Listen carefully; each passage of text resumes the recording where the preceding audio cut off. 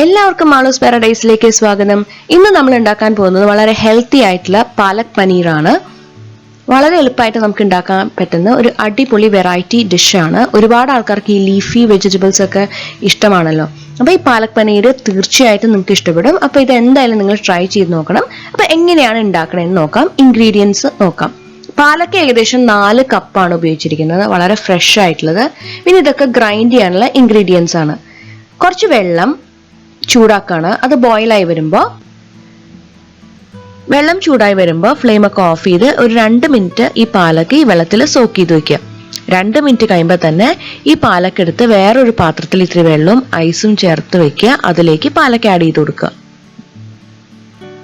പാലക്ക് ഞാൻ പല രീതിയിലും ഉണ്ടാക്കാറുണ്ട്. ഇന്നത്തെ റെസിപ്പി ടൊമാറ്റോസ് ഇട്ടിട്ടുള്ള പാലക് പനീറാണ്. ടൊമാറ്റോസ് ഇല്ലാണ്ട് ഞാൻ പാലക് പനീർ ഉണ്ടാക്കാറുണ്ട്. ഈ മിക്സിയിലേക്ക് ഈ പാലക്കും പച്ചമുളക്, ക്യുമിൻ സീഡ്സ് ഇതൊക്കെ ഇട്ട് കൊടുക്കുകയാണ്. പച്ചമുളക് നിങ്ങൾ എരിവിനനുസരിച്ചാണ് ഇടേണ്ടത്. എപ്പോഴും കുറച്ച് എരിവുള്ളത് നല്ലതാണ്. അപ്പൊ നമുക്ക് ആ ഇലയുടെ ഒരു ഫ്ലേവർ മാറിക്കിട്ടും. ഒരു പാനിൽ ബട്ടർ ചൂടാക്കുകയാണ്. അതിലേക്ക് നമുക്ക് പനീർ പീസസ് ഇട്ട് കൊടുക്കുകയാണ്. എന്നിട്ട് അത് ലൈറ്റായിട്ട് ബ്രൗൺ ആവുന്ന വരെ ഫ്രൈ ചെയ്തെടുക്കുകയാണ്. പനീർ ഏകദേശം 2 കപ്പാട്ടോ ഉപയോഗിച്ചിരിക്കുന്നത്. 2 സൈഡും ലൈറ്റ് ബ്രൗൺ ആയിട്ട് ആവുന്ന വരെ നമ്മളത് ഫ്രൈ ചെയ്തെടുക്കുകയാണ്. ഒരുപാട് ഡീപ്പ് ഫ്രൈ ഒന്നും ചെയ്യേണ്ട ആവശ്യമില്ല. ഒന്ന് ഫ്രൈ ആയി വരികയാണെങ്കിൽ അത് മാറ്റി വെക്കാം. ഇനി വേറൊരു പാനിൽ എണ്ണ ഒഴിച്ചു കൊടുക്കുകയാണ്. അതിലേക്ക് നമ്മൾ ഗ്രൈൻഡ് ചെയ്ത ഇൻഗ്രീഡിയൻസ് ആഡ് ചെയ്ത് കൊടുക്കുകയാണ്. അതൊന്ന് സോട്ടായി വരുമ്പോൾ ജിഞ്ചർ ഗാർലിക്കും മുളകും കൂടി ആഡ് ചെയ്ത് കൊടുക്കുകയാണ്.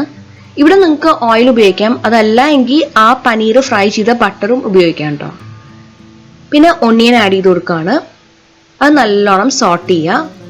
ഉള്ളി ചെറുതായിട്ട് അരിഞ്ഞത് ആഡ് ചെയ്യാൻ ശ്രദ്ധിക്കുക.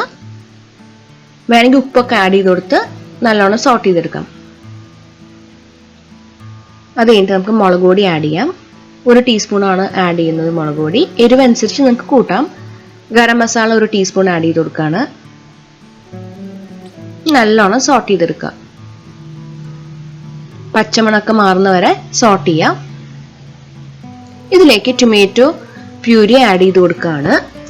1 ടൊമാറ്റോന്റെ പ്യൂരിയാണ് ആഡ് ചെയ്ത് കൊടുക്കുന്നത്. നല്ലോണം സോട്ട് ചെയ്ത് പച്ചമണം മാറുന്നവരെ, പിന്നെ എണ്ണ തെളിയുന്നവരെ സോട്ട് ചെയ്തെടുക്കുക.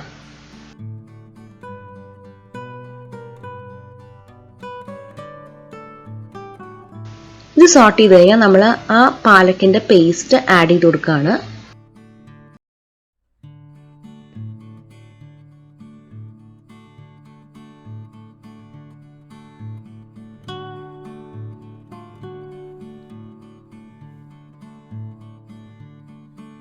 കുറച്ച് വെള്ളം ആഡ് ചെയ്ത് കൊടുക്കണം. പിന്നെ ഉപ്പും ആഡ് ചെയ്യാൻ മറക്കരുത്.